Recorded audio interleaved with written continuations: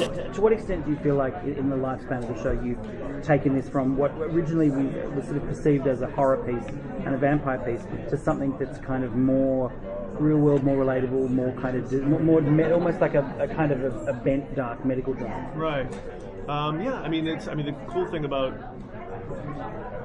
this story, both in the books and in the TV show, is that it's a lot of things. As you say, there's also sci-fi, there's also some detectives. There's a lot of fun, sort of pulpy ways to go with it. But definitely, we wanted to focus, especially season 3, on really bringing out the world that this is taking place in and what it would be like to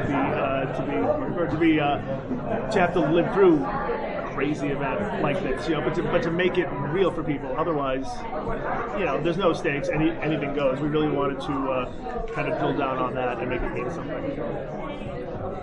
So in this season, you guys introduced the munchers term for the bad guys. Did you guys debate over what you were going to call? Actually, we did.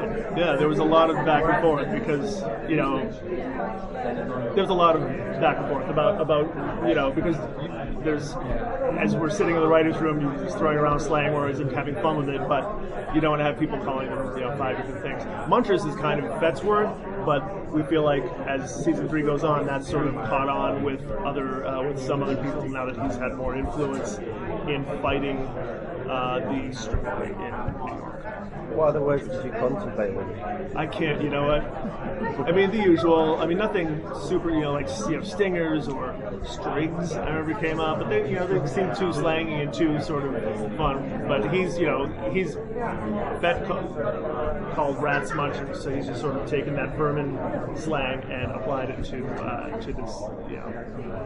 this more serious thing. What do you think about, you always have these amazing billboards that one outside of the hotel now, but they always do emphasize the horror part a lot. Right. Do you agree with that? Or I think there's so many TV shows. I think any sort of space you can stake out in terms of making an impact or a key visual. I mean, I love what FX does and what Fox does in terms of promoting it. I think that's what they're going for. They're really trying to cut through so much noise and create kind of an identity for the show. So I don't have any control over it, but I like it. I think go for it. I'd much rather that than have it be quiet, and demure and no one get interested in it. It's so much fun to pull up to this hotel and see, a giant Statue of Liberty.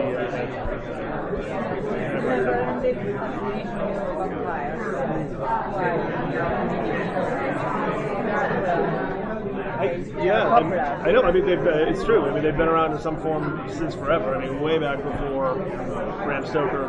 I don't know. There's something about the end of life and what goes on after death, and I'm sure a lot of it came out of a lack of knowledge about what happened to dead bodies, and why some would decay some ways and others not, and just trying to come up with stories to explain that. Now we have science and medicine and technology, and we have real explanations for it, but that really doesn't change the unknowns. There's still so many. So I feel like that's the fascination.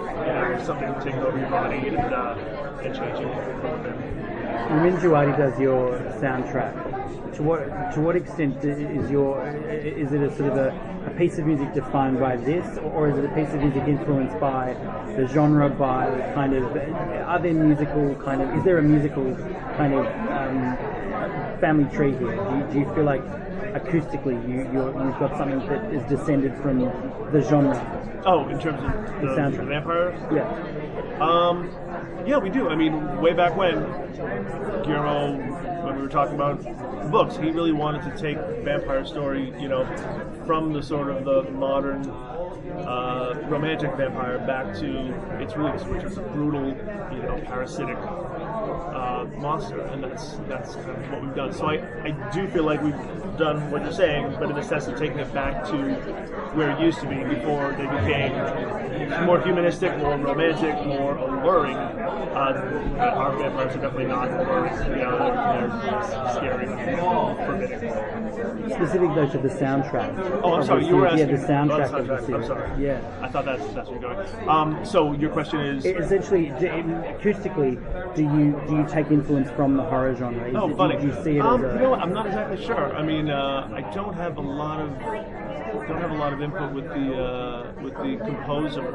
I don't know. I don't know the answer to that. I don't have an answer for this right now. And on that, I don't know. I'm sorry, but I have to steal him. That's it. I failed at that question, and now they're kicking me out. Thanks.